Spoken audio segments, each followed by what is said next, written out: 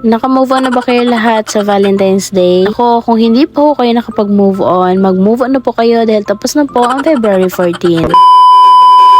Isang napakalaking sana all nga sa mga babaeng nakatanggap ng bulaklak at condolence naman po sa mga babaeng hindi nakatanggap ng bulaklak kagaya ko. Kahit nga lang ho, ugat ng rosas, naku Diyos ko po, hindi ho talaga ako nakatanggap. Pero okay lang din naman ho na walang bulaklak. Ang importante ho, nabusog ako. Niyaya nga lang ho ako ng boyfriend ko na kumain kami sa McDo. 3 years na nga ho kami nitong boyfriend ko pero niisa ho talaga, Diyos mayo marimar, hindi ho talaga ako nakatanggap ng bulaklak. Kakasama na talaga siya ng loob. Uy, si OA, nag-emote. Siyempre, hindi totoo yun. Binigyan niya naman po ako ng bulaklak, pero 2 years ago pa.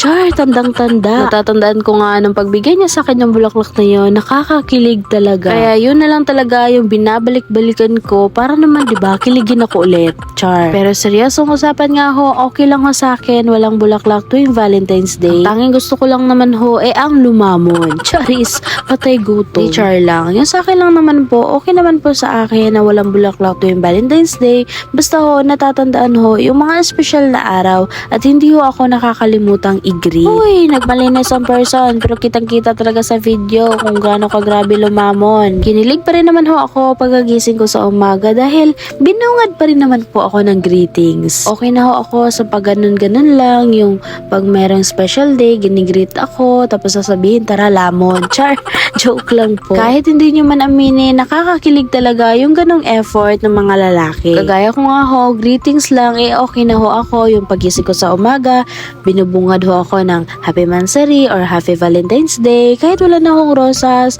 kahit na wala na hong chocolate, okay na okay lang po ako dyan. Pero mapapa-overthink ka talaga kapag Valentine's Day o Mansari o anniversary ninyo, wala na nga rosas, wala na nga greetings, ako ba mag-overthink ka talaga, overthink malala. Hindi na rin kasi normal na hindi ka babatiin ng partner mo tuwing may special day. Matatawag pa rin naman po na effort kapag binati nyo yung asawa nyo o yung jowa nyo tuwing may special day. Hindi naman po batayan sa panahon natin ngayon kung may regalo ka o wala. Ang pinaka-importante lang ho dito is yung faithful ka, meron kang time, meron kayong quality time. Nako, hindi ho talaga matutumbasan ng rosas yung mga ganong effort. Kasi yun naman po yung pinaka-importante. Pero guys, para sa akin lang ho yun ha. Ewan ko sa mga ibang babae out there. Tayo kasi mga babae, meron kasi tayong kanya-kanyang level na, alam niyo yun, level kung paano tayo pinapakilig ng mga partner natin. Yung iba, kinikilig sila sa tuwing may binibigay na rosas or tsokolate yung partner nila. Pero meron din naman yung iba na kinikilig kapag na,